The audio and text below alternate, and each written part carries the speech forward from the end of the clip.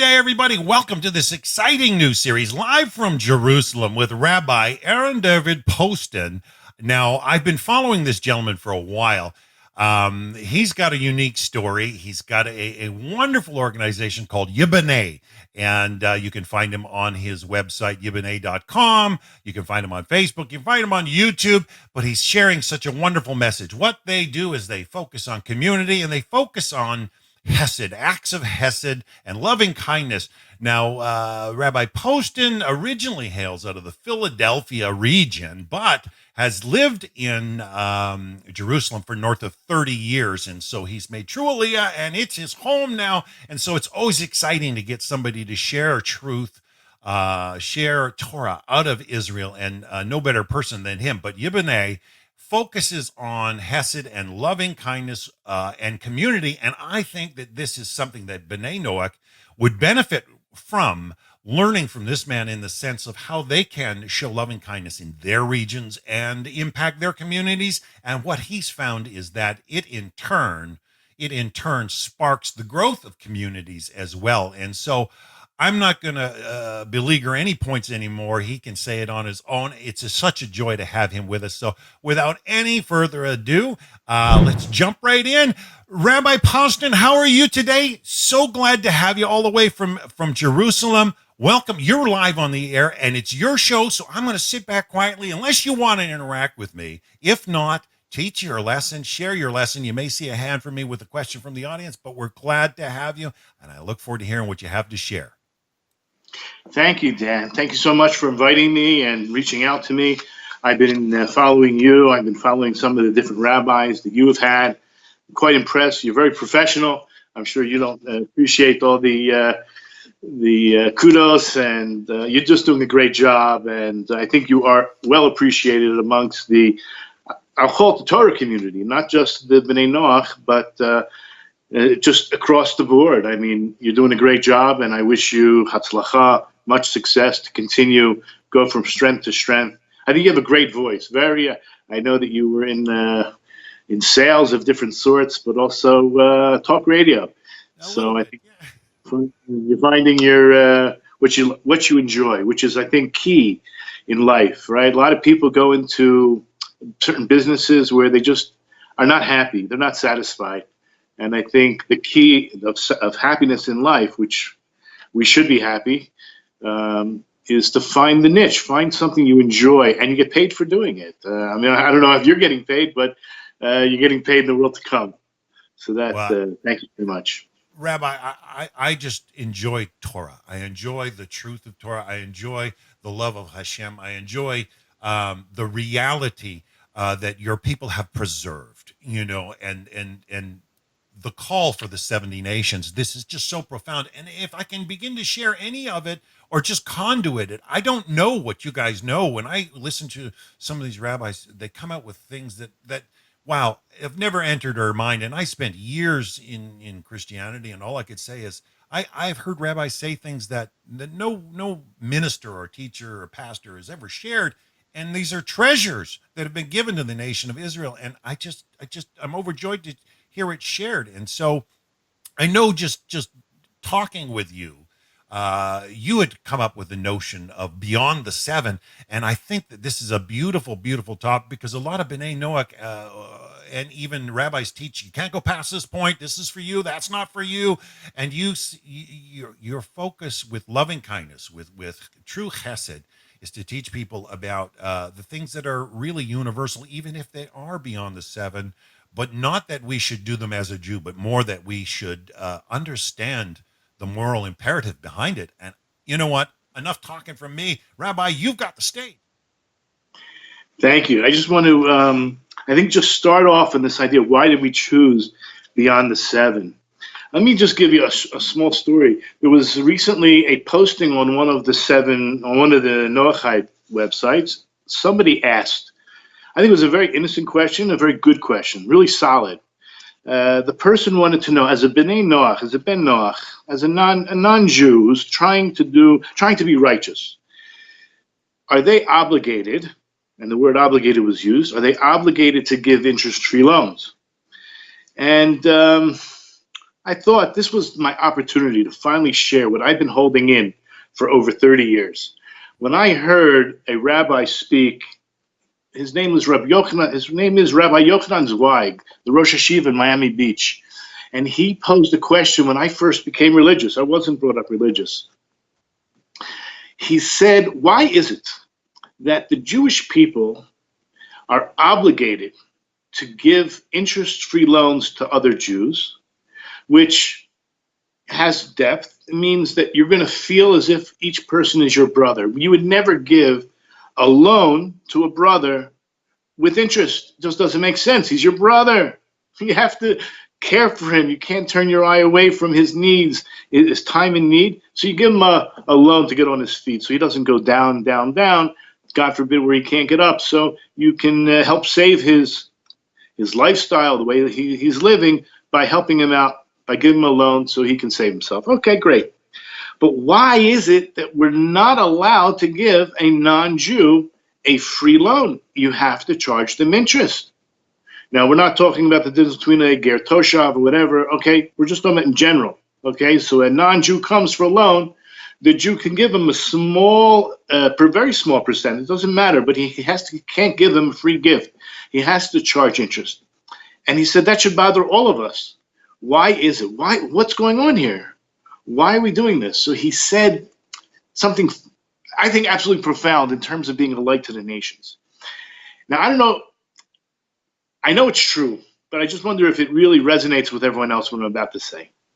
I hope it does. That if the Jew gave everyone an interest-free loan, would we be doing our job as light to the nations? Meaning, if the non-Jew went to another non-Jew and he says, can I get a loan? I know the Jews give the interest-free loan. Why don't you give me an interest-free loan? He says, well, if the Jews give you interest-free loans, why don't you just go to them? So he'll pass the buck, literally pass the buck, pass the opportunity to do the chesed. He won't learn the important lesson. So what is the Jewish people really doing? We're setting up, through God's dictates, I'm going to use the word utopian, or let's say the best case scenario of how to treat your brother. Now, if we do that in a society, and it's somewhat closed, okay, I'm not going to deny that, somewhat closed, but they'll look into our society and say, wow, look how they treat each other. This is how we're supposed to treat each other. But if we gave interest-free loans to everybody, so then they would easily, and I'm not judging them favorably, I think it's just human nature. Why should I give them? Just go around the corner to Shlomo over there, or Moshe, and get your interest-free loan, right? So it makes sense in the scheme of everything. Now, does it mean that the non-Jew is obligated? No. But the opportunity to chesed, if someone needs a loan, you have to determine what's the story. If the person's a millionaire and he just needs some liquidity to make another million, so you don't have to give him the interest-free loan. In fact, you can also become a partner with him in whatever way and make money as well. But if someone is just laid off, like even right now, there's a lot of people out of work. But in general, if someone is, God forbid, on the cusp of sinking in debt, and he needs a fishing rod, right? He needs to learn how to fish, right? So you'll help him buy a fishing rod and teach him how to fish. You'll do the chesed, whatever it is that's necessary, free. And I say free meaning without interest, if your heart moves you to do such a thing. So I know that could be a controversial topic, and I think I brought it down to a level. And I hope that people will understand. I'm not looking at all the comments. I know there's a lot of comments. If there's anybody that agrees, I'd love to hear. If anybody has any questions about that particular point, if I fail to get it across, it's my fault. Okay, so it hit me as now it makes sense.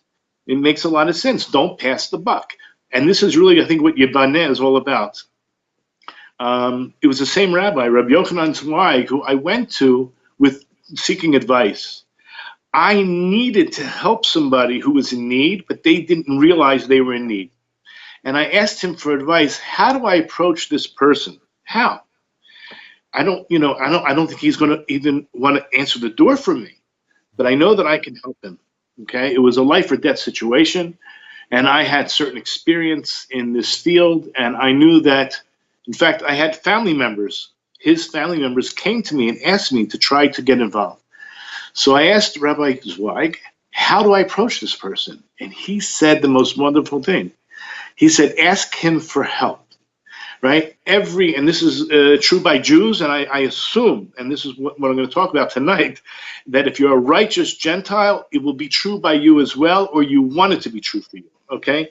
And that is that there are 3 character traits that every Jew has. This is from the Talmud, that they're baishanim, they have a certain amount of modesty, or tsunua, modesty. They're rachmanut, they have a certain amount of mercy. And they're gomel chesed.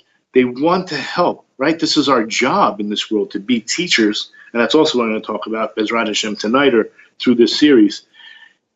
I want to let you guys know we're going to go off on tangents. And I don't have ADD, although my wife accuses me of having ADD. We go off on tangents, and sometimes I'm going to ask you to help me come back. Okay, so I'm going to go off on a small tangent. Okay. We all know, everyone knows, oh, wow, it's such a big mitzvah for Jews to learn Torah, right? So where does it say in the Torah you have to learn Torah? Where? So most people I ask, they give me a quote from Joshua, right, to meditate in it day and night. But that doesn't fit the criteria. If I ask you what is the source for one of the 613 mitzvahs, it doesn't come from the prophets, and it won't come from the writings. It's got to come from the 5 books of Moses somewhere. So every Jew says 3 times, twice a day, right? V'shenantam livanecha, and you shall teach your sons. That is the verse in the Shema, and you shall teach your sons. That's the source for learning Torah. So the question is, come on, that doesn't say to learn Torah. It says to teach Torah. I asked you again, where's the source in the Chumash, in the 5 books, that a Jew is obligated to learn as much Torah, spend as much of his day learning Torah as he possibly can? So we already went through Joshua. That doesn't fit the criteria because it's in Joshua. It's very nice. Meditate in it day and night. It's true. It's not from the 5 books. So the Rambam, and everyone will quote you, Bishanantam Livanecha, and you shall teach your son. So Rav Noach Weinberg, I was in Eish Torah for many years, Baruch Hashem, and he taught us a very valuable lesson. You shall teach your son is a imperative. It's one of the 613 commandments. But it's not listed as teaching. It's listed as learning. Why? Because in order to teach, you have to learn. It's a prerequisite. In other words, Rav Noach Weinberg then said, when you learn, you have to learn in order to teach. If you don't learn in order to teach, you're not learning the way the Torah describes. It doesn't mean you actually have to go out. Not everyone is capable of going out and teaching, but they have to be willing and ready, and the heart has to be there. And I think that also enables someone to actually learn better, right? If you know that you have to be able to have clarity to teach it over, to give it over to someone else, right? What it says in the holy writings, right? In the Talmud and many other places, they ask the rabbis, who did you learn more from? Your teachers, your comrades, or your students?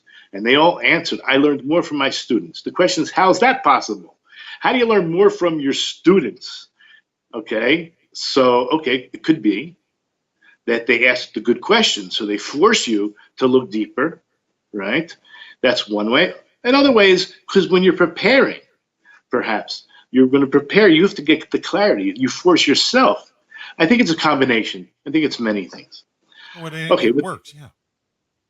Yeah. With all that said and done, I want to go back to my original topic, which I don't say I forgot what it was, but I want to mention that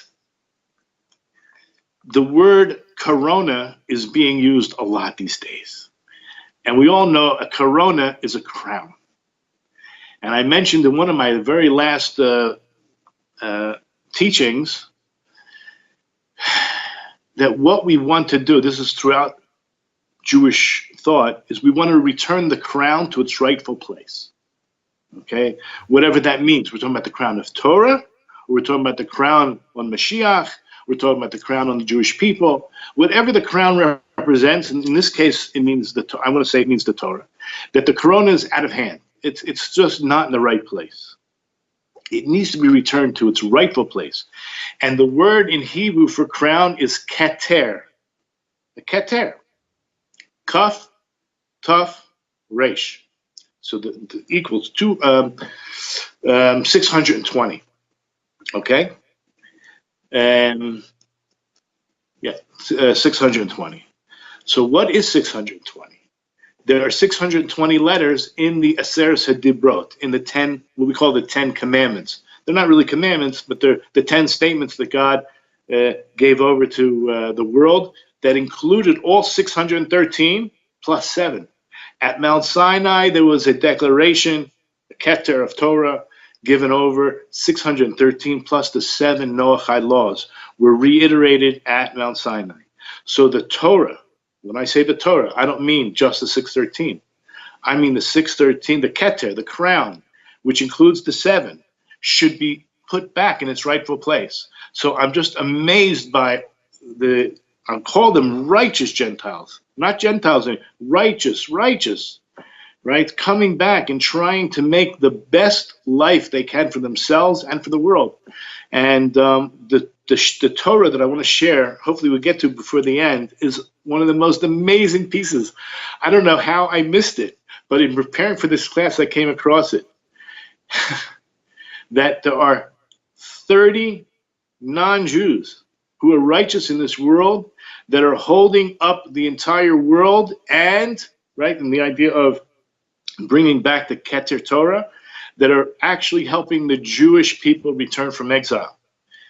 Okay, it's in Gemara Chulin 92a. If anybody has access to it, so to prepare as we're going through this, 92a towards the bottom half, and the most amazing piece. And the Ben Yehuda, which is the Ben Ish Chai, lived over 150 years ago in Iraq. He learned. He's a Sephardi, but he learned from the greatest of the Kabbalists, including Ashkenazi, and he puts it all together, and it's the most amazing piece. Okay, so before we go off on that tangent with this Gemara about the 30 righteous Gentiles who are keeping the crown, I want to talk about the Cain and Abel story, because just in terms of what we call the Yetzer Hara, every human being has an evil inclination. And the Vilna Gaon, you've all heard of Rabbi Eliyahu, right? The Vilna Gaon, he claims, this is his, I'm sure he's not the only one, but everyone knows who he is, that the purpose of creation, the purpose of life is tikkun hamidot, is to work on your character, to fix your character. So in other words, it's here, right? It's in your heart and how you behave, how the heart plays out in the world. Is it a hard heart? Is it a circumcised heart? Is it uncircumcised? What do I need to work on my relationship with other people? So the Cain and Abel story is a perfect example. Okay. Now, my students who are listening have heard this before, but before the murder takes place, after the offerings are made, so there was offerings, and we know that Cain's offering was not accepted, and he was not happy about it. So Hashem approaches him, and says, this is in Genesis chapter 4, verse 6, why are you annoyed, and why is your countenance fallen? Is it not true that if you do good, you will be forgiven? Okay, these words are in the beginning, and anybody who read the Bible must have come across this. So if you do good, you will be forgiven. But if you do not do good, so then at the entrance, sin crouches, its longingness towards you, yet you will rule over it. Meaning you have the capability, the capacity to overcome.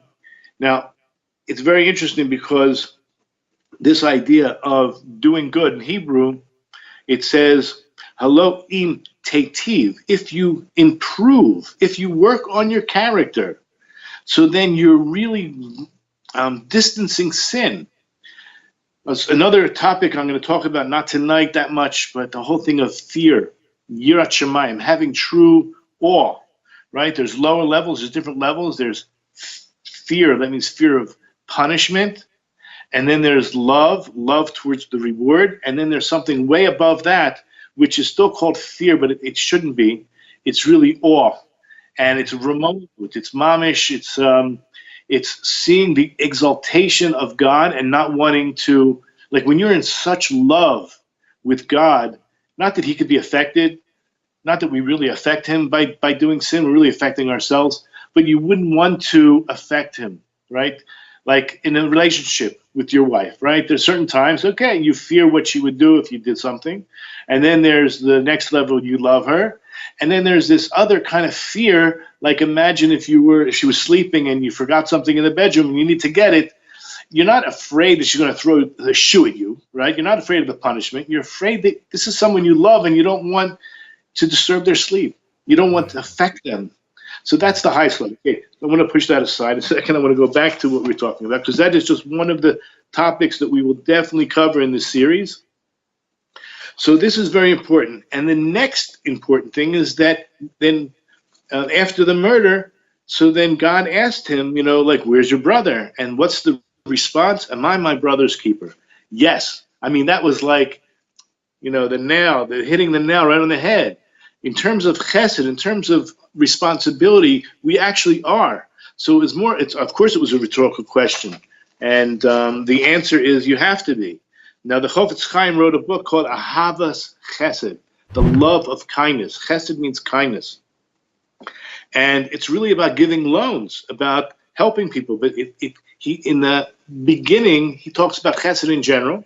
So we'll spend some time using that book as well. But I just want to go over some other ideas of Chesed and why it's so important, and even the word Yiboneh.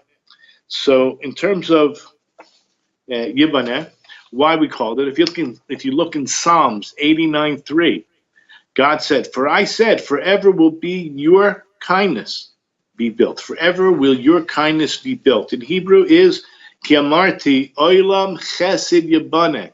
For the world is built upon kindness.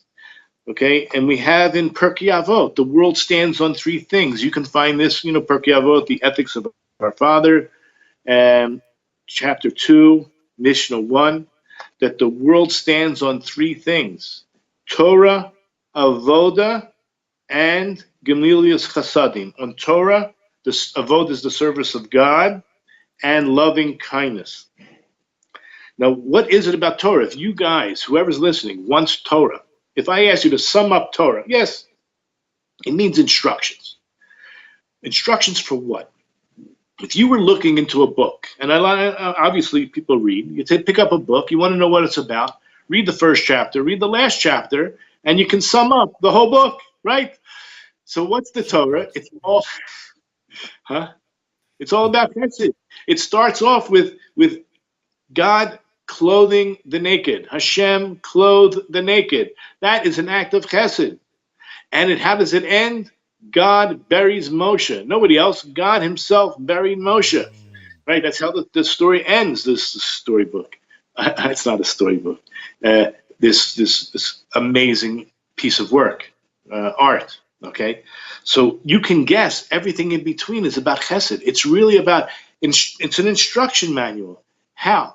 Now, there's another very important thing, because we're obligated to follow Hashem, to act like He acts. I just want to get the verses here clear. So in Deuteronomy chapter 11, 22.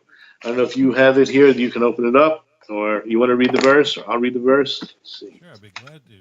Deuteronomy 11, 22. Deuteronomy 11,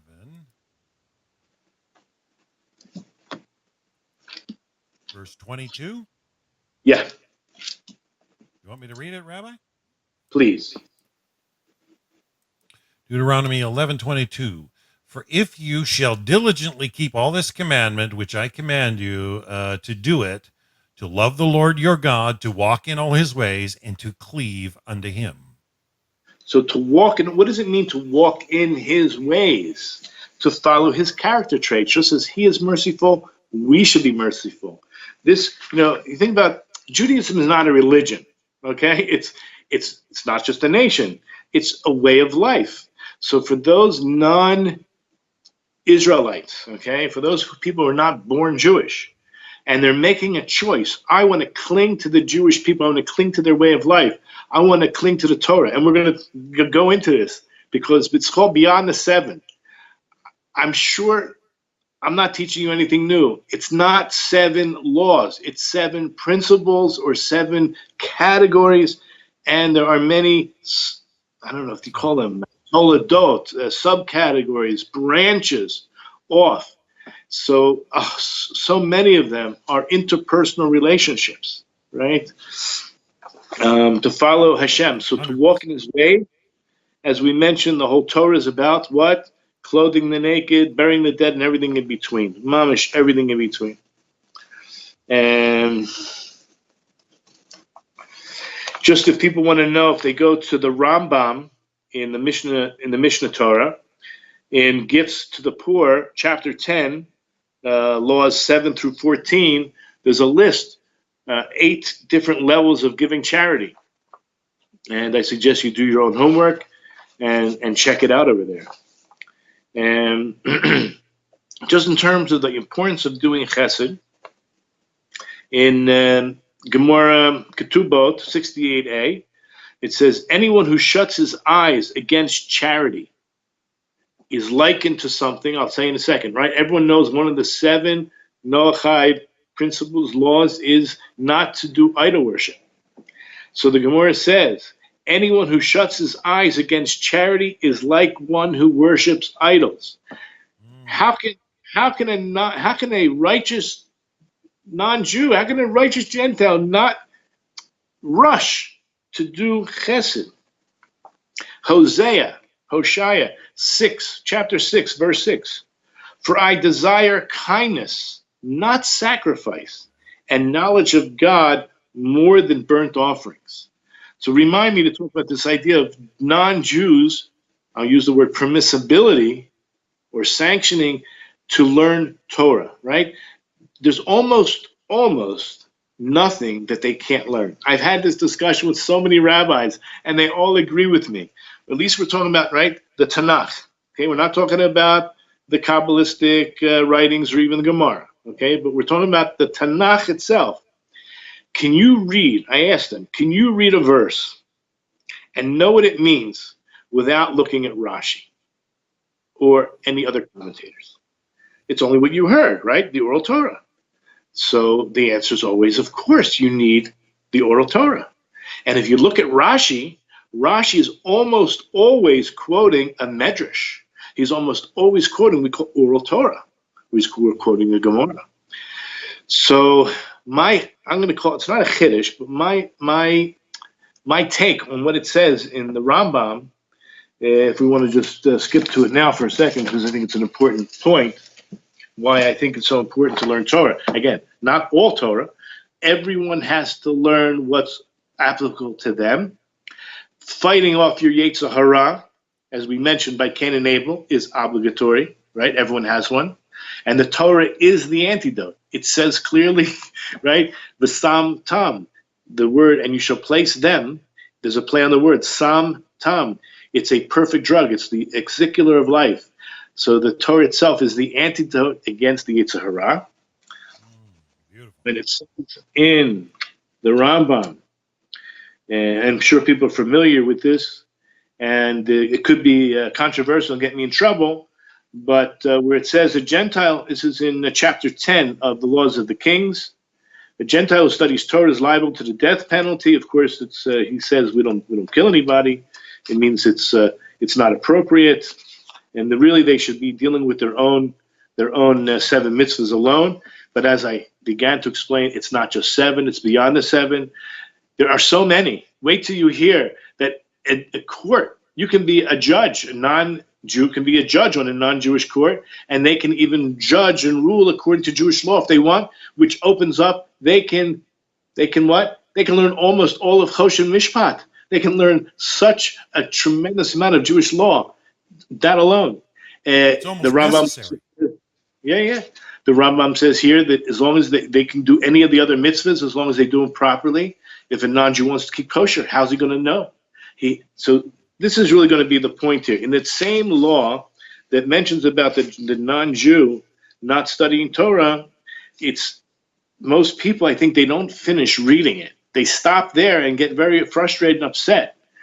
And I beg them just to go on to the next point in the same halacha that says the general principle of governing these matters is the following. So this applies to Shabbos as well. They are not allowed to originate a new religion or create mitzvahs themselves based on their own decisions. Which means, again, anybody that wants to learn Torah basically has to learn, and I don't want to sound so arrogant because it's not me, they have to come to the source. We stood at Mount Sinai. We were there, right? We heard God. 3 million Jews were there. And it was passed on from generation to generation, father to son, right? And Rabbi to student, disciple. There's no way that anybody, I don't believe, could read the Bible, I'm calling it the Bible, the scripture, the Tanakh, and understand what it means without going to whom? To the Jews. And I think that's what the Rambam is saying, that if you're ready to be righteous and you want to keep the 7 as a minimum, and you want to do them correctly, you have to go to the Jews and learn what you need to learn. You'll never know that an eye for an eye and a tooth for a tooth is not an eye for an eye, nor a tooth for a tooth. I mean, anybody reading this would certainly say, well, that's obviously what it means. It says what it says, and it means what it means. So how come in all of Jewish history that never was, never is, and never will be an eye for an eye, a tooth for a tooth? But we don't take it out of the total context. It means money. It means different types of compensation, 5 different types of compensation for the damage that was done. But that you only learn in the oral Torah. Okay, now also including in these, what we call the 7 principles, is another general principle, and that is that anything that is logical and makes sense is also included. So there's a tremendous amount that you can learn from the Jews. You have to basically go to them. Or now, today, we have the internet. If you don't live in a Jewish community, it's very difficult to find the truth in most people's spheres, social spheres. But because books are readily available, good publishing companies, and the internet, people like you, Dan, and the organization you're with, right, the Noahide World Center, and so on. There's so many out there that are getting the word out. Okay, so this is very important. The general principle. We're not allowed, it's a sin to create Christianity and it's a sin to create Islam, but now that they're created, even the Rambam says there's some good. There's some good, and a lot of that good will be seen through the fact that when Messiah does come, he will be readily accepted, right? Everyone's looking forward to a caliphate, a Mashiach, some kind of figure, right? But also the spreading of morals, right? And the 7 Noahide laws, believe it or not, most Christians, I don't know if it's most, let's just say a nice amount of Christianity is probably not idol worship, right? Let's just get that out on the table. We don't know. There's too many different sects, too many 40, different 000. groups. 40,000, I heard 80,000, but okay. So some of them border, and I think most Christians would agree with that statement, that some of them border on or cross the line on idol worship. And some of them, I don't know if it's a minority, I don't know the numbers, don't yet cross that line and are, okay, let's leave that for another time. We don't need to make any more enemies than we already have. Okay. There is another verse that I wanted to share, and I don't know where I put it. Oh, I really love the Psalms 89, Rabbi. That was beautiful.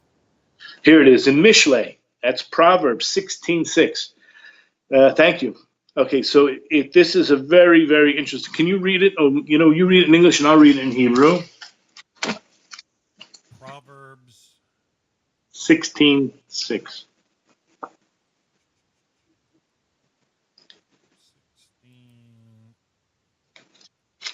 Turn my mic up for the audience. 16:6 says, "By mercy and truth, iniquity is expiated, and by the fear of the Lord, men depart from evil."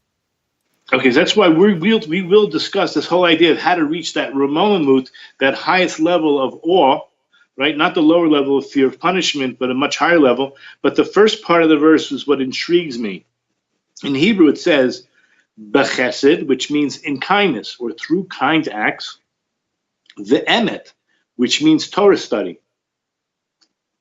Yechupar Avon, sin will be forgiven, overlooked, expedited. This, I know a lot of people are looking for salvation and forgiveness. So Right. this is, put it this way. Let's go back to the Cain and Abel story. God says you could be forgiven, right? You have to work on your character. This is where it's all at. That's where the work is. I really have a lot more to speak about. I see that we've reached an hour, but I want to spend hopefully maybe 20 minutes speaking about this Gemara that I promised. Rabbi, we're only at the 37-minute mark live, so. Oh, okay. Great. You got lots of time. Take as much as you need, sir. Okay, I will. I thank you for that permission because I'm going to need it. Okay. How are the comments? Any interesting comments or? We're joined by a good group. We've got people from all over. I've got my friend Angelica in the Vancouver area, Lower Mainland, and we got people still in Germany. And like I mentioned, we got people down in San Antonio. My friend Paul has jumped in and joined us. We got plenty of people. So yeah, people are enjoying it, Rabbi. Please, yeah, I love the way you've brought out that Psalms 89, this verse in Proverbs 16, along with Deuteronomy. It's just profound material with where you're heading with this. By mercy and truth, iniquity is expiated. I just love that. Okay, great, because this is going to flip a lot of people out. And this is in the Gemara in Chulin, and 92a, somewhere towards the bottom. I don't even know where to begin. I tell you, those who know me, I look at a piece of Gemara and I say, I have to go back. I have to go back. I want to get in context. And I see something most fascinating. I have to go back even further. And I never get around to what I want to get around to. So I'm going to go right to the point now. So the Gemara expounds regarding a certain verse. And it's talking about a verse that you can find. Tell you where it is. Where is it? Okay, 59.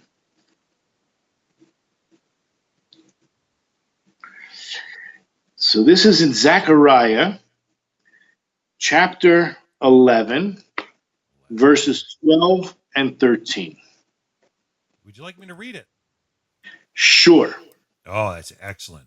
12 and 13. And I said unto them, if you think good, give me my hire, and if not, forbear. So they weighed for my hire 30 pieces of silver. Okay, and stop the there. Lord, okay. Stop there. V'yomer alehem, im tov beinechem. So he said unto them, if it's good in your eyes, what does he want? Havus chari, give me my fee. V'im lo, chadlu, stop, chadolu. But this other piece, v'shaklu es, okay, you know what?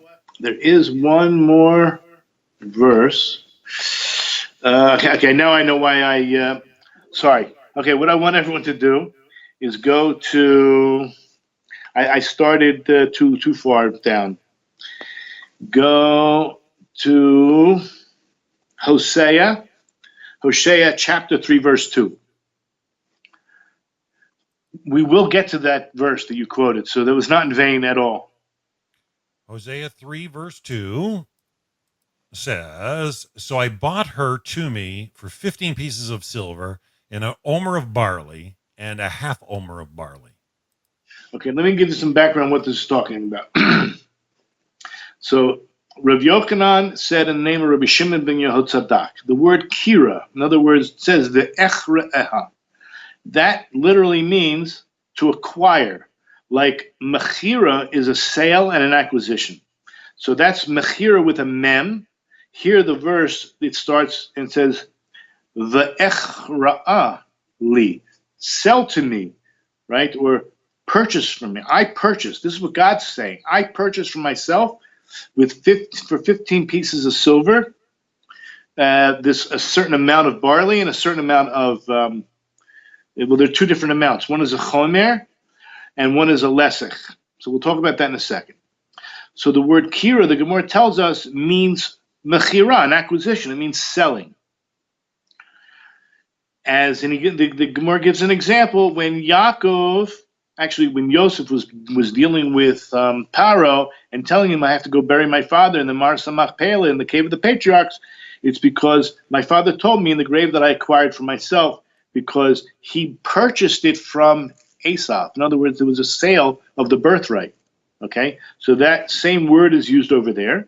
So we know it means to purchase. And in modern Hebrew, mechira is a sale. And the Ben Yehodah is going to flip us out on this word. So I want everyone to really hang in there. I know this could be a little complicated. I'm going to try to make it as simple as possible. But so far we read the verse in Hosea chapter 3, verse 2, about God saying, I acquired for myself these 15 pieces of silver. And the word acquire means acquire through acquisition. And we gave the proof text for that. And then the Gemara says like this. This is basically what God is saying. I acquired it, the Jewish nation, for myself. And what happened, the number 15, it says, Bih Chamisha Aser. If you want to say, I acquired with 15 pieces of silver, you don't use the bet, Bachamisha. Bachamisha is on the 15th. So it's referring to the 15th of Nisan, which is Pesach. God acquired us as a people when he redeemed us from Egypt. Okay. Also, the word for silver is referring to righteous people. Let me just continue with the Gemara. The pieces of silver are an allusion to righteous people, and the Gemara gives a proof text in Proverbs 7:20.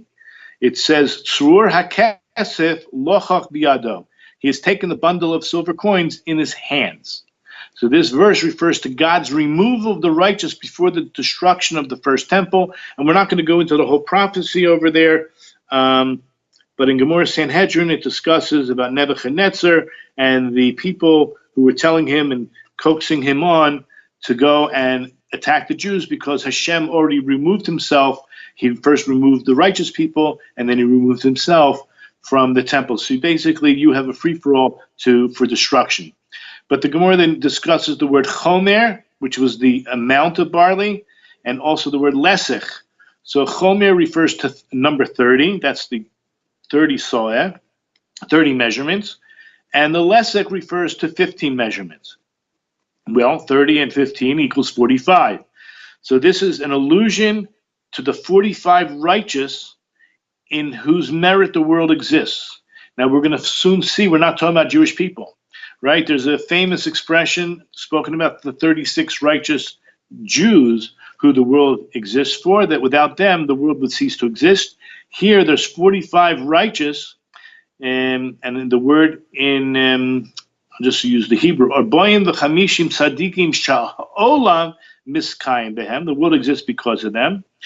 And then the Gemara says, Eina yodeya im shloshim kan Chamisha Asu Beretz Yisrael. So the Gemara goes through a little bit. We're not sure if there's, out of those 45, if 30 are in Israel and 15 are in outside of the land, or vice versa, that 30 are outside the land and 15 are in the land.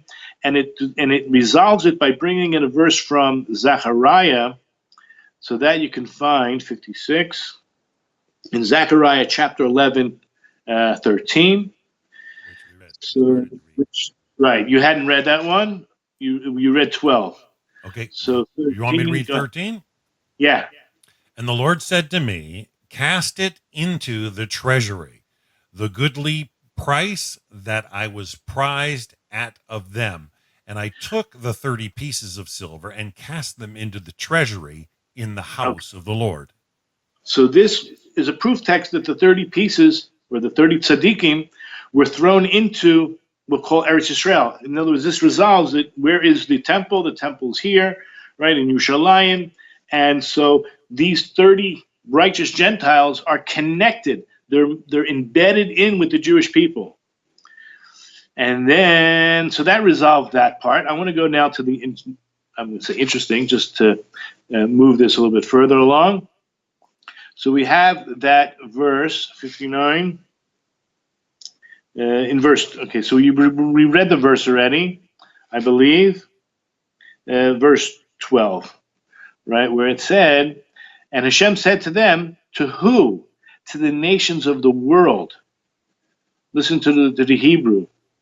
V'yomer aleihem im tov beinecha havu sachari im lo chadlu yishklu et sekru shloshim kesef, as it said. Now here, number 60, Rashi points out that this passage is dealing with the nations of the world. Look, just go back to verse 10. I want you to look at verse 10, and you'll see that we're talking about the nations of the world. Zechariah Go ahead. 11? Yeah, Zechariah 11, but it's verse 10. Verse 10. Verse 10 reads, and I took my staff graciousness and cut it asunder, that I might break my covenant which I made with all the peoples. Right there, right? So this is clearly talking about the covenant that he has with the peoples. So that was in verse 10. So now when he's talking about these 30 pieces of silver, it is proper in your eyes, give me my fee, and if not, refrain. And they weighed my fee, 30 pieces of silver. So now we have an argument between two rabbis, Rabbi Yehuda and Ula. Rav Yehuda and Ula. These are Amoraim. So Rav Yehuda says, Elu shlosham tzadike umos ha'olam. I'm sure the word umos ha'olam, you guys know what that means. These are the 30 righteous of the nations, umos ha'olam miskaimim alehem, in whose merit the nations of the world exist. So whether we go with the idea they're embedded in Israel, meaning that they've either they're ger toshav or they're living in amongst Jewish people, they're living righteous lives, that they are keeping, just like the 36 Jews are keeping the Jews alive and the world going, so too there's something significant about these 30 righteous Gentiles keeping the merit of the nations. Now that's the first opinion. Okay, so what we have here is 30 very righteous Gentiles, and there's a lot riding on their tzidkus, on their righteousness. And what does Ula say? And this is going to sum up why we're talking about beyond 7, okay? So Ula says, Eila shloshim mitzvot shekiblu aleihem b'nei Noach. Should I translate? These 30 pieces of silver that Hashem took from the nations are his fee, as an allusion to the 30 commandments that the Noahites accepted upon themselves. What does that mean, they accepted upon themselves? You mean over and beyond the 7? Or again, are they subcategories of the 7? We'll leave that for other classes. Now, it does mention, however, they only kept 3 of them. What does that mean? Oh, they took on 30, and they're only keeping 3 of them? So I want to talk about these 3 real quick, and then I want to go to the Ben Yehuda. So what are the 3? They do not write marriage contracts for males. In other words, they're aware of the fact that homosexuality exists, but they don't flaunt it. They don't publicize it. They won't go so far as to write and call it marriage. Okay? So that is something which they kept, which we're going to soon see what these 30 mitzvahs are, very shortly. So that's one. And I'm going to compare these to the big three in Judaism. We have three cardinal sins in Judaism, which are not doing idol worship, not committing adultery, or let's say sexual sins, and murder. So we're going to compare these three. They kept these three, means we'll see how we can compare them to the three big cardinal sins of Judaism. I would say already this is keeping illicit relations as much as they, meaning guarding illicit relations, meaning they know what's going on, but they don't flaunt it. Another one is that they don't weigh and sell meat of a human corpse in the meat markets, meaning we know they eat them, but they don't, go to you don't go to your, I guess in Wuhan, to the meat market. You don't go to your butcher and say, give me a pound of flesh of the human that just died. Okay, so they don't do it openly in the markets. So this is related to murder. They don't do murder. And the third one is, and they honor the Torah. So what does that mean? They honor. To honor the Torah means to honor the God of Israel, to honor the Jewish people, to honor the sages, right? So that means to believe in God, right? That's against idol worship. So that is this Gemara, which I thought was absolutely what's the word? An eye-opener for me. However, when we look at the Ben Yehuda, it brings us to a whole nother level. I mean, unbelievable. Unbelievable. Now here, let's start like this. I don't know how much time we're going to end up, but we don't have a time limit. Okay. So he mentions that the Gemara quoted, the word kira can only mean mechira, a sale. I acquired. Okay? It means that God says, I acquired. Now we said bichamisha aser. With 15, which we said is the 15th of Nisan. How many years were we in Egypt? Right? This is anybody wants to put down, right? On the comments. We were there for 210 years. So watch what he says. He says, with God's help, I can explain that God acquired the Jewish people with each and every one of the plagues. He brought us out of Egypt on account of the plagues, right? Where these makos, God only brought in, it was 1 year. It was only in the 210th year that we were there. Now, if you look at the word mechira, mem kaf yud resh hey, you have a resh and a yud. Resh and a yud is 210. And if you take those two letters out, you're left the word makah. You're left with the word plague. So you have, in the 210th year, you had the plagues in which God acquired the Jewish people. If you're not, that's his first comment. Okay. The next comment is about the 45. Now, I just saw someone comment, no, we're talking about 30 really righteous people that the whole world's depending on, just like we have 36 very righteous Jews that the whole world doesn't mean you can't be righteous. You're just not on the same level as them. And we're going to see at the end, hopefully, what this kind of personality is, right? The personality of these 36 Jews, or the personality of the 30 righteous Gentiles. Okay, so that was in Eretz Yisrael as opposed to the 15 outside. So now we're talking about the 45 tzaddikim. Okay. We mentioned the word 45 tzaddikim, and there was 30 either Israel and 15 outside. So the word kesef, it said, kesef is the word for money, the coins. That's a code word for tzaddikim, for righteous people. Money, kesef. Now, think about this. The word kesef is a kaf, that's 20, samech, which is 60, and a fei, which is 80. So he claims that these numbers all go up. 20, 60, 80. So in other words, you're increasing in numbers, which is significant. Okay, that's the first comment he makes. And the reason he says, because who are tzaddikim? And I think everyone listening to this, anybody that wants to increase in wisdom, the older they get, right, the wiser they get, right? There are some people, unfortunately, who have given up on wisdom. And they go and they play pool all day or play dice in the corners or who sit and watch, I don't know, whatever they want to watch, and they waste their life away. But people who are delving into, and I mentioned before, we're going to talk about fear of God. Fear and knowledge of God is the only way to survive and against your Yetzer Hara and to increase your relationship, your intimate relationship with God and other like-minded people. Okay, so through increasing age and wisdom, that's how somebody becomes a tzaddik. And interestingly enough, that we compared it to two different measures of barley. Barley is animal food, okay? It's animal food. So Unlike if you wheat look or- in Psalm, I said, unlike wheat.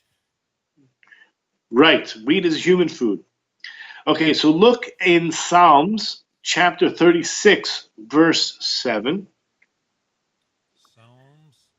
Just get there. Give me a second. It's really the latter part of the verse. 36. It's chapter 36, verse 7. Got it. Your righteousness is like the mighty mountains. Your judgments are like the vast, deep waters. You save both man and beast. We say this in our prayers.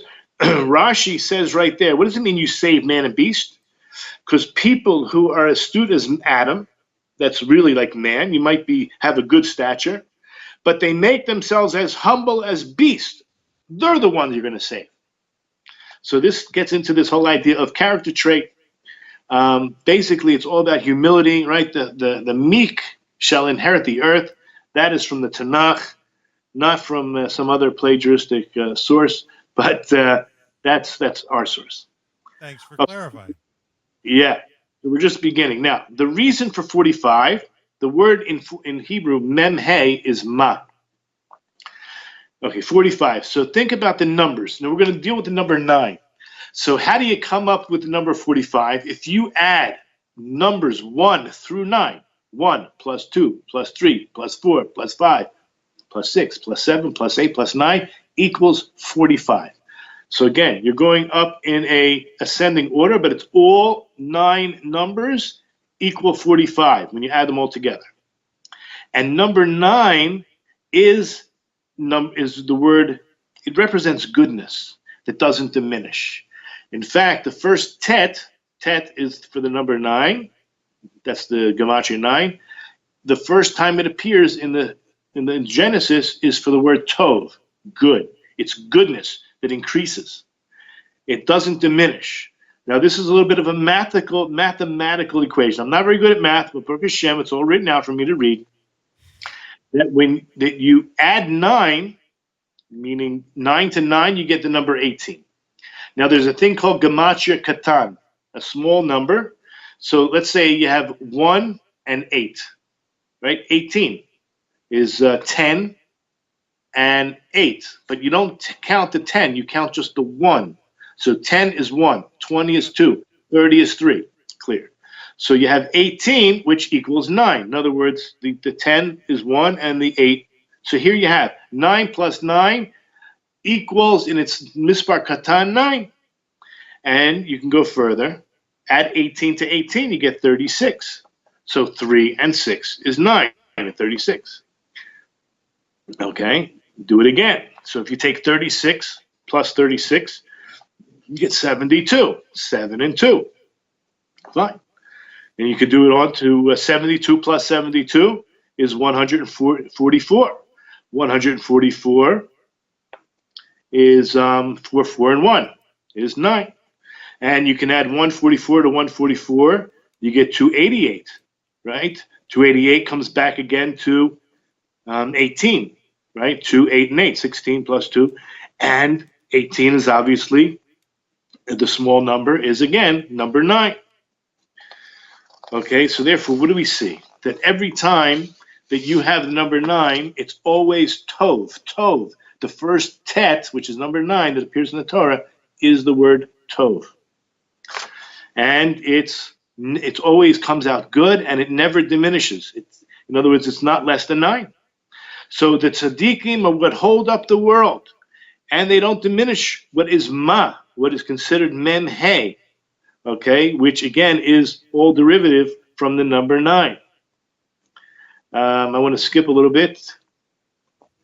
Okay, God created the world, v'yomer. God spoke and the world came into being. The word v'yomer appears how many times? You ask anybody, they're going to say, well, it appears 10 times. Well, close, but no cigar. It actually appears 9 times. And the Gemara even asks, if you're going to tell me that God spoke 10 statements and the world came into being, how come the word v'yomer only appears 9 times? So it says, because Bereshit is one of those v'yomers, and those God spoke. He didn't have to speak, he just said Bereshit. Okay, but there's 9 times the word v'yomer is used. And the word v'yomer is 5 letters, so 9 times 5 is 45. So every one of these letters of v'yomer, God spoke and the world came into being, represents one of these righteous people that are upholding the world. I want to skip down a little bit. There's so much good stuff, but basically in Malachi, chapter 1, verse 2, it says, I loved you, says Hashem, but you say, how have you loved us? Ahavti eschem, I have loved you, says Hashem, the Amartim, but you say, bima, in Hebrew, bima, with mem hey, with 45, you have loved us. That's not, it's the answer to the question. How have you loved us? This way, with the 45. That's how I have loved you. Unbelievable. And then in Psalms 144, verse 15, which we say every day a few times, praiseworthy is the people for whom this is so. Praiseworthy is the people whom God is Hashem, right? Whose God is their Lord. So in Hebrew, it's Ashrayam Shekachalo. Happy is the nation. Shekachalo. Happy is the people that Shekachalo. So the word kacha, kaf kaf hey, is 45. That it refers against to these 45. Also in Eicha, Lamentations, where there is mourning over the Churban Beit HaMikdash, over the destruction of the temple. So it says in chapter 5, verse 1, Zachar Hashem ma hayalanu. Remember, Hashem, what has befallen us. Ma, the 45. That, and I'll just use his words, the 45 tzaddikim ma'olam kayem aleim, the 45 righteous people that the world is existing because of them. Lo chasrum itanu gam b'zman hazeh, they were not removed even at that time, even though the temple was destroyed, the world still exists because of them and because of their humility, because of their merit. They are going to save us. They're going to save the Jewish people from gullus, from their exile. And this is where the crown, going back to the very beginning, it's not the end, there's one more paragraph, but I don't know if we're going to go. It's because of the return of the crown. The Jewish people should accept upon themselves in wholeheartedness the 613 mitzvahs, meaning as a group, right? Not as an individual, because not every commandment is for each Jew. Here also, Bezrat Hashem, I mean, there's so many prophecies, we'll talk about this another time. What's going to be like when the Messiah comes, or just before the Messiah comes? What are the nations going to say? We've been handed lies. We heard that God is with you. We recognize that God is with you. We're not going to go into them now. I just want to finish this last paragraph, which is quite long. So I'm not going to do it. It's going to take too long. Maybe we'll save that. We're only just past the hour mark broadcasting. If you need a half an hour more or 20 minutes, I mean, if you've got it prepared, but it's at your discretion. I'll be happy to. Okay, here we go. So we had that discussion about the 30 and the 15. Are they in Israel or are they outside the land, right? And we ended up by talking about the 30 were thrown into the treasury, and we discovered that it must be in the land of Israel. Keep that in mind. This is all numbers again. The Ben Yodah says in a Mishnah in Yoma dealing with the Yom Kippur sacrifice, there is this goat on Yom Kippur, that there's these threads. They're going to be tied, right? It's going to go out to the wilderness. And it's going to turn from red to white. So basically, there's a thread put on each one, a piece of wool, and this is the words used: tul v'tzei. You take this and go, and you take this and go. That's the language. Just imagine the depth of what the Gemara has to tell us about Jewish wisdom, how much we can learn. So the word tul is tesvav, which is 15, and then lamed. I'm sorry. Well, we do count it as 15, right? 9 and 6. Tesvav is 15, and then lamed is 30. So we're saying go with this tool. What does it mean? That regarding the 15 righteous people in Chutz La'aretz and the 30 righteous people in Eretz Yisrael, in their merits, tool, you will take their sins and go. Because of these righteous people, being the 36 righteous Jews, or the 30 righteous Gentiles, whether they're in Chutz La'aretz, the 15 in Chutz La'aretz, the 30 here, embedded in the Jewish people, that's part of this process on Yom Kippur, where the sin is forgiven. And so there's a division. So in Eretz Yisrael, in the land of Israel, it's going to be 30, and outside the land there's 15. So when it said, I will acquire for me the 15 pieces of silver, we already spoke about the 15th of the month of Nisan, which is the day we were redeemed from Egypt. And it's 15, we call it, right, Tesvav here, but Tesvav is the same gematria as Yud Hey. We just don't use the Yud Hey when we discuss gematrias. We say Tesvav, 9 and 6, instead of 10 and 5. But it's the same thing. So we're talking about the name of God. So in Eretz Yisrael, where you have such a greater level of holiness, actually he mentions that it's taking the light of the Yud and the Hey in its fullness. So what is Yud and Hey in its fullness? When we're talking about gematria, we're talking about Yud, Vav, Dalet. So that's 20. I'm sorry. You have 10 for Yud, Vav is 6, and Dalet is 4. So the Yud, when it's spelled out, Yud, Vav, Dalet equals 20. And then Hey, Hey. So Yud, Hey, the Hey, Hey is 10.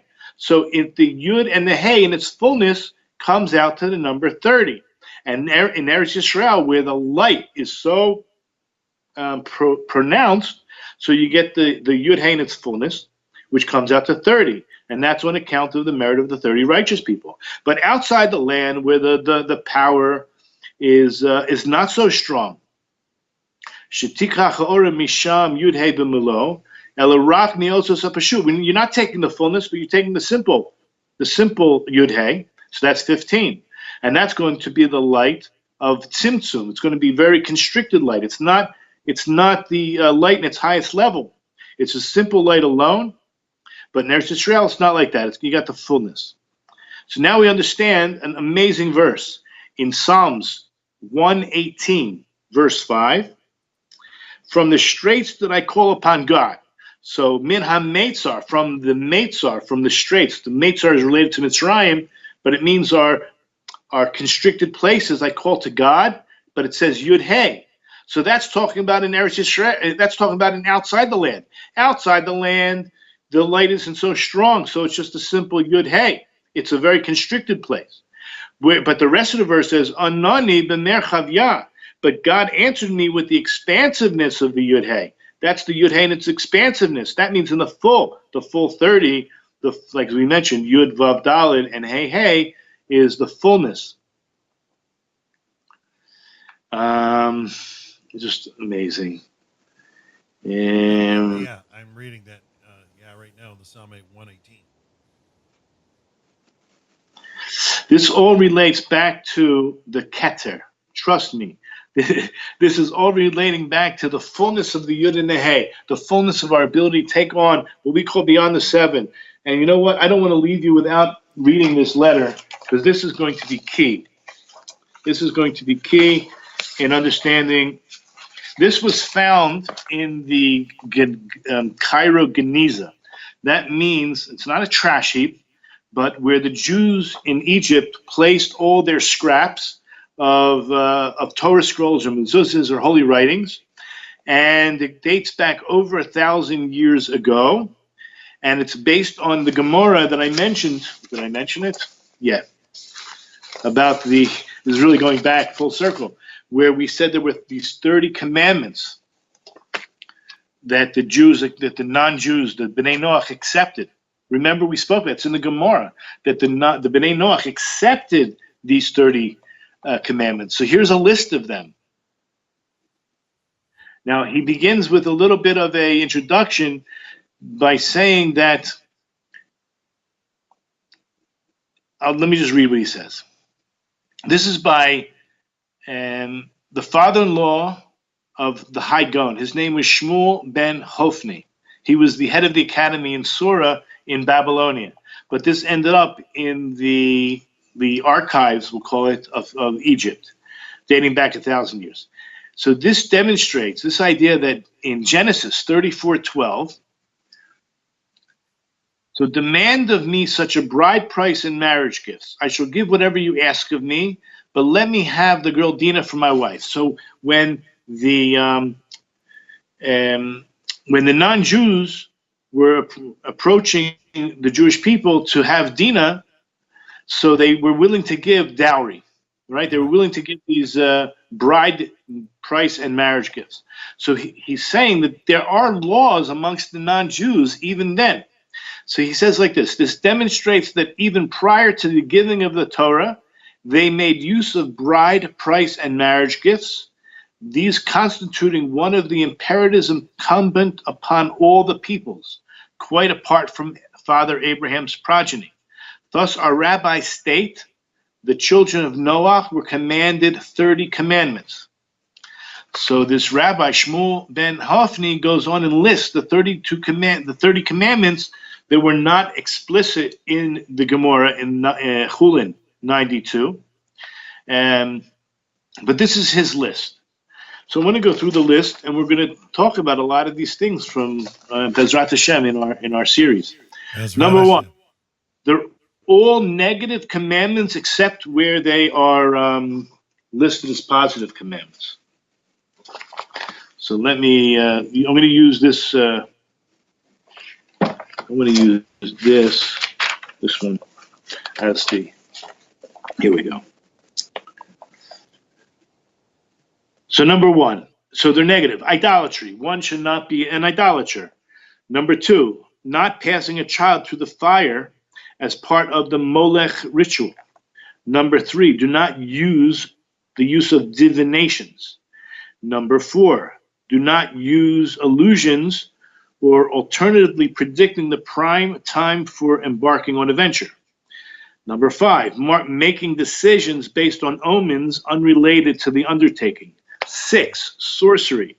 Do not do sorcery. Number 7, conjuring groups of animals or insects through charms. Don't do that.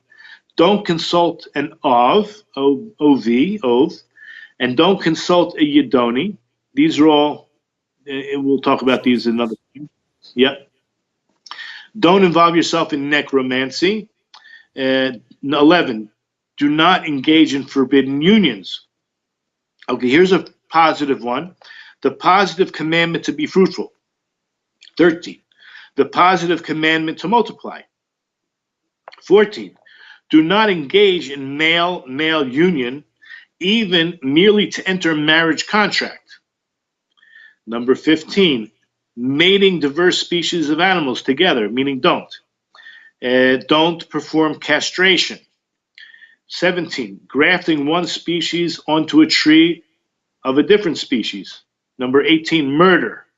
Number 19, striking the mouth of an Israelite. Number 20, blasphemy. Number 21, there's a positive commandment to honor the Torah. Okay, what does it mean to honor the Torah? We're going to discuss all this, not tonight, but 22, the positive commandment to engage in the study of those parts of the Torah that are relevant to the Noahites, which is a lot. Number 23 is theft, which in my opinion, we'll understand that is why there's certain parts of the Torah that are forbidden because that would be considered theft. But we're not going to get into that tonight either. Number 24, studying those parts of the Torah. Do not study those parts of the Torah that are exclusive to the Jewish people. Again, that would be theft. Specifically, yes. 25, the positive commandment to maintain civil law. Number 26, observing the Sabbath, meaning don't observe the Sabbath. And I'll tell you my shot right now so you understand that when the Rambam says observe them kihalacha, you can do anything you want as long as you observe them properly. Since a non-Jew is not obligated to observe Shabbat, he may, but he has to do it in a way that shows he's only doing it optionally. So that means to break what a Jew would normally do. Make sure you do something. So I'm good to broadcast. Yeah. Listen, the way a non-Jew would observe, or let's say, I like the word celebrate as opposed to observing. To celebrate Shabbat is to learn Torah, to get together, to pray, to say take off work, spend time with the family, but to not do malacha in the same way the Jews refrain from what we call malacha. Malacha means a very specific creative acts. They're not obligated. They can refrain, but they can't invent their own religion. Therefore, to make sure that they're not inventing a religion and doing something they're not supposed to do, they should make sure to do something that shows they're only doing it voluntarily. Right. Okay. We'll talk about that more as we learn more. Number 27, eating a limb torn from a live animal. 28, drinking blood extracted from a live animal. These are all things you don't want to do. Eating nevela, which is interesting. And number 30 is cannibalism. So I don't know if murder, we already said murder, so I guess after the person's dead, don't eat them. Okay, so that's the short list. Haven't had any lately. But back up to the nevela question. That was a prohibition. It sounds like it from this list here, but not the Rashi doesn't agree. He brings something else. We'll have to talk about that. We'll hopefully get into all these different ideas and expound on them. But I want to give a plug for a book called Brit Shalom. And oh, yes, Rabbi Hirki. Turkey, basically, he talks about all the different, I'll call them the same thing I spoke about tonight, as 7 broad strokes of categories. And there's so many, you'll see there's so many mitzvot, so many opportunities. That's what the word mitzvah means, an opportunity to come close to Hashem, because it means l'chaber, to connect. There's so many opportunities for non-Jews. Some of them, they're even obligated as subcategories of these 7 mitzvot, 7 categories. And he has, I remember this book, I don't know if it's out yet, so I don't want to give too much away, but I want to promote it because he talks about behavioral guidelines, which is so fantastic because that's what it's all about. If you ever read the Kuzari, I would strongly encourage people to read the Kuzari. This king, we're talking about over 1,000 years ago, whether it happened or it didn't happen, doesn't really matter. But this king, I'll just give you like a real brief, and then we'll end, because we want to bring the crown, the corona of Torah back to its rightful place. He was a non-Jewish king who was in a quandary like most of us, most people in the world. I want to live a moral life, he says, and I don't know which religion to choose, right? So I'm going to have the leaders of each of the religions come and try to convince me, persuade me why this is the path I should choose. So he basically believed in God, but didn't know the best moral path. So the story begins in the first few pages discussing with a Greek philosopher, talking to a Christian, and talking to a Muslim. But the rest of the book is really about his conversation with this rabbi. And in the end, he decides this is what makes the most sense. This is the moral path, because I go to sleep every night and I don't know if I guess people think of, oh, am I going to be saved or not, right? Am I living, when I go to heaven, what's going to be my judgment? So in Judaism, we say the first thing that you're going to be asked, were you honest in business, right? We know, do you keep Shabbos? Did you even worship idols or not, right? Were you honest in business? It's the behavioral guidelines, okay? So obviously, behavioral guidelines in terms of idol worship and in terms of all the other mitzvahs. But real tachlis, real meat and potatoes, something that is, you wake up and you know you're on the right path, you know? So you activate your brains, you eat your Wheaties, you have a cup of coffee, and you sit down with a good book written by the rabbis and learn. Let's bring the crown back to where it belongs. So I'm glad I chose the title Beyond the Seven. As you can see, it's not so simple. These seven are, as I believe, 7 categories, and there are many codes. There's many details and instructions of how to behave, and hopefully over this time that we spend, we'll go deeper and deeper. And I hope this was quite fascinating, because for me, I enjoyed it, and I thank you for the opportunity to be a part of this. Oh, Rabbi, you did a wonderful work. You actually went further, deeper than I had hoped, and I love the way you brought up the scriptural passages, and I was able to pull them up. But the sheer fact that you were sharing them and literally getting involved, you know, we've had a good turnout today. People from all around the globe. It's exciting. As far as the kuzari, Rabbi Goldberg of the Noahide World Center, he and I did one, and I know I've got some backgrounds already set up for him to do. Possibly he might do another kuzari series with another group.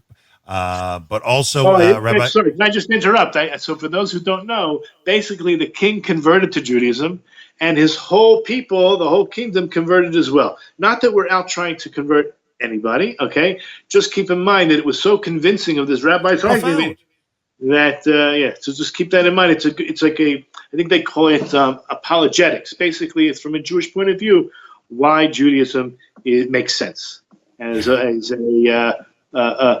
instruction. 900-year-old work that stands to this day, and the logic and the rationale, the apologetics, like you said, they make perfect, clear sense.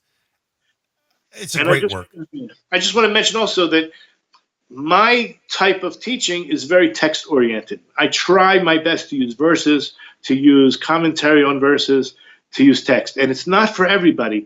So I really try, and I'm not sure if I'm able to bring the text down to a level that is, someone can consume it and eat it and benefit from it. So if anybody has any tips or they have any suggestions, I'm open to them as well.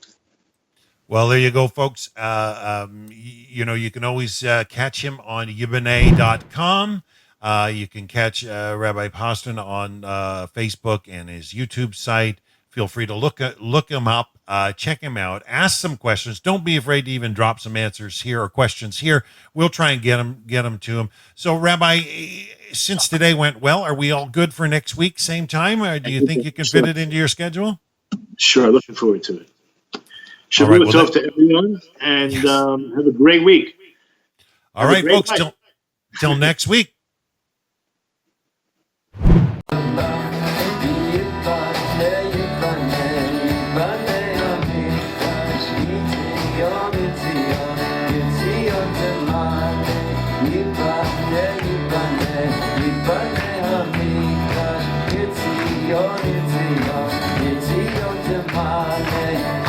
It's